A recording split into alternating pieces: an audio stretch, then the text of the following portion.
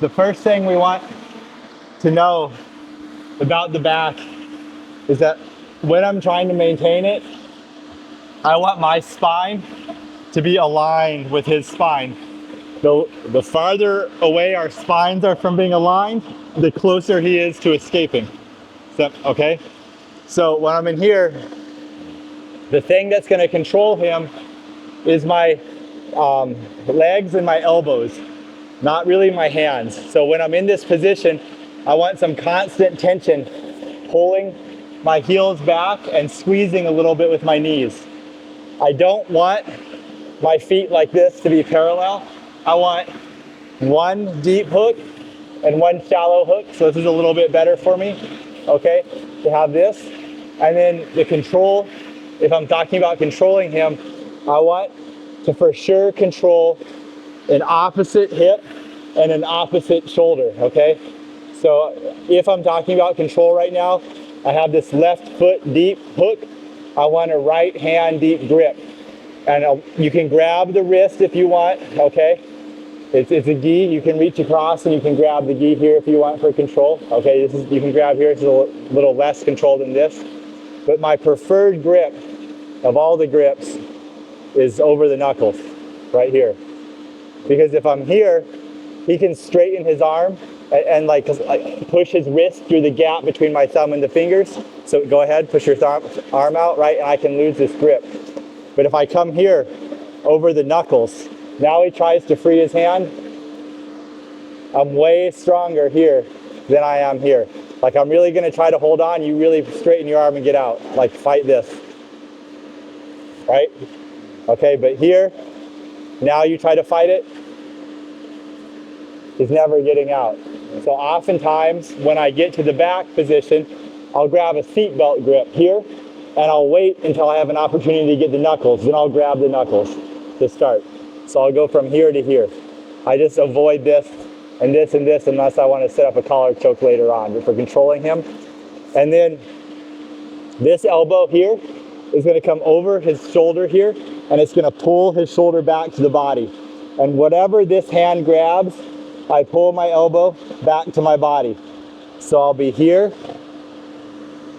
and here and here, nice and tight, okay? Or I'll be here and here, and I'll pull my elbow back to my body and my elbow back to my body, opening his shoulder up, and I have the deep hook. This person is gonna start to get their hips over my leg. So let's start to talk about, for whatever reason, we can just put our leg down for a second, but I'm losing his hips, so Wong starts to move his hips over, right? If this happens, look, I'm gonna reach out with my foot as far as I can, and this foot is gonna really hook into his hip here, and I'm gonna move my hips under his body and switch to the other side and come to here. I wanna fall to this side, okay, but remember, we can go to either side. We're just looking at this side first. But remember, since I have nothing between his neck and the ground, my head needs to be there. And one thing to think about is since I'm going to that side, I want this hook to be the deep hook. So I might shift my leg as we go there, and this one becomes a shallow hook. I come over here, right? I'm still pinching this shoulder to my body, and I'm still keeping this nice and tight, and now I have a deep hook and a shallow hook.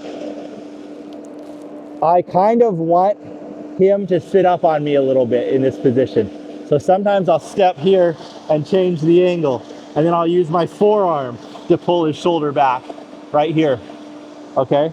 And then this, he has to plant his leg on the ground to move his hips around.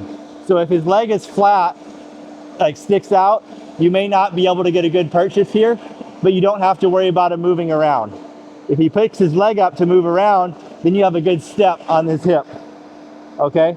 So the first thing we'll look at is just grabbing the lapel right here. So I'm gonna grab the lapel, I'm gonna pull it down, and I want my hand, I want this forearm to come around and get stuck on the side of the neck right here.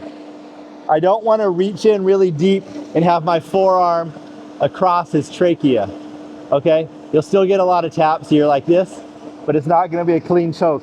I want to cut off the blood flow. So I want the lapel and my hand join together right in the front of the throat. And then I kind of move my wrist out like this to drive my forearm deeper into the neck. Here, okay? From this position, there's two different ways to finish. One is I can just reach across. I can grab the opposite lapel and I can pull it down. Two, I can come out to his elbow, slide this hand behind his head, and then bring this elbow to my hip. He's doing a good job defending. I'm not getting a choke, and I feel like I'm gonna lose this position because his shoulder's sliding out here. So I'll bring my forearm around his head and push him into my hips. And then I'm gonna grab the Kimura grip right here. So this arm that's coming over is now grabbing their wrist, and I'm just having this arm across my own wrist. Because if his elbow gets to the ground, he can get up on his elbow. So I straighten my bottom arm to lift his elbow off the ground. Now he tries to push into me. It's very easy for me to keep him up here, okay? And while this is going on, I can bring my leg over his head. But look, I'm not gonna sit up and release the tension between his head and his elbow. I'm gonna pull his elbow towards my chin and push his head away. And I'm gonna maintain the tension on his arm the whole way up here. When I sit back to armbar him, look, I want to rotate his arm one way, okay? His elbow is like right here, so I push it this way to armbar him. Or I can rotate his arm the other way, and his elbow is right here,